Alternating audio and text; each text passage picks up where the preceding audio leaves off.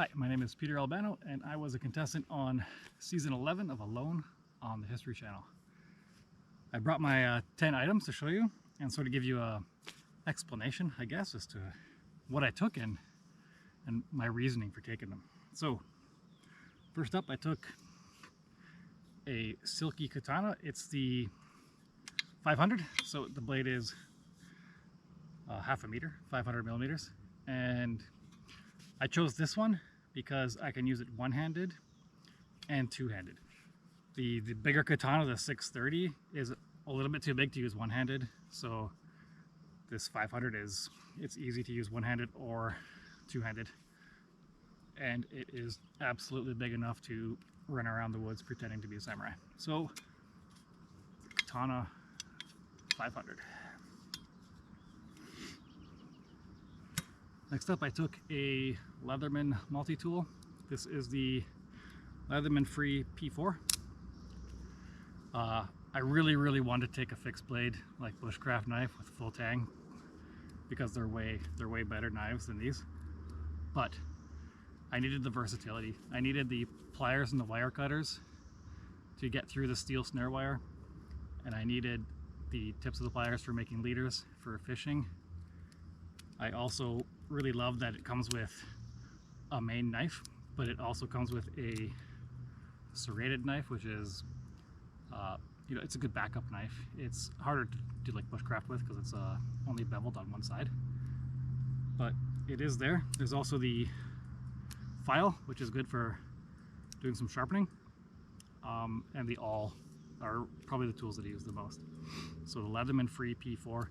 I picked this one up because I think it was Clay Hayes who used this one on his season, and he showed a lot of stuff using this knife, and it really seemed to put up with a lot of abuse, so that's the reason I picked this specific one. Next up, I brought snare wire.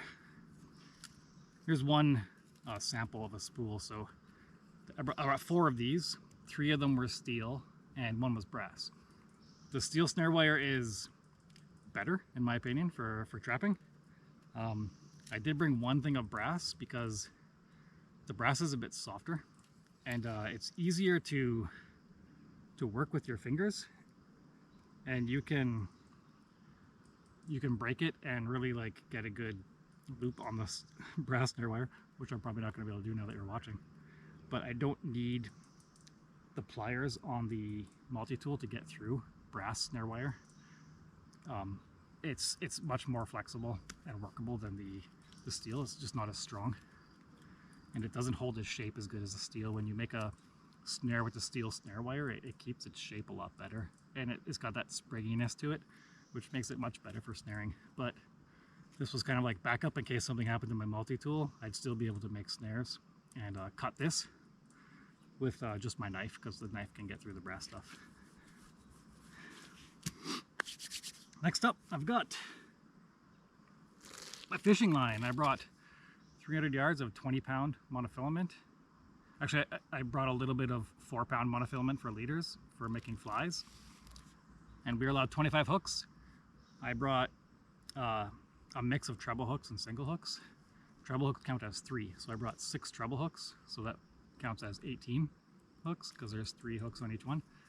And I brought 7 single hooks. 5 big ones, I think they're size 2 octopus hooks, and I brought 2 smaller hooks for making flies because doing some research in the area, I found there's Arctic grayling in the water. I figured that'd be a good option for those.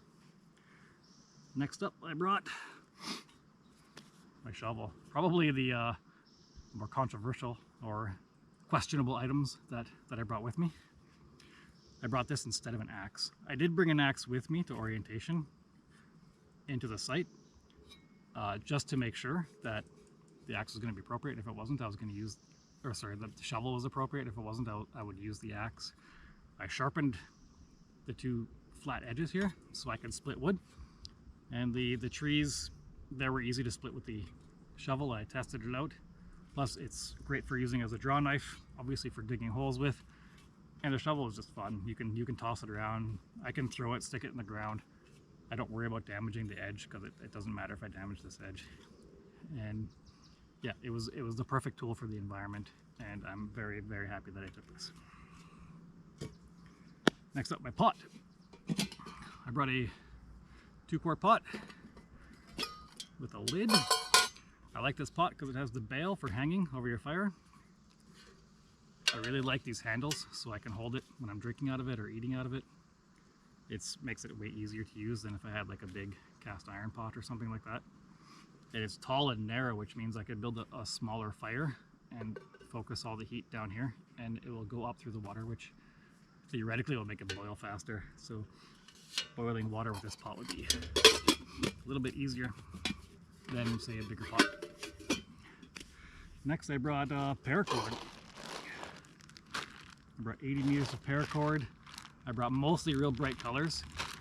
The reason for the bright colors is it has other purposes. So like the pink paracord is great for using for flagging so you don't get lost in the woods because it's visible fall, summer, anytime. Brought a bunch of bright colors for making fishing lures with, and the inner strands I would use to make a gill net. Next up, I brought a bow.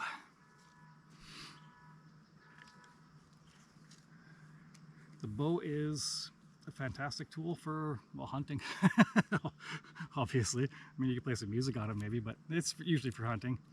I brought 9 arrows. I brought a mix of arrows. I brought some steel blunts, I brought rubber blunts, and I brought broadheads.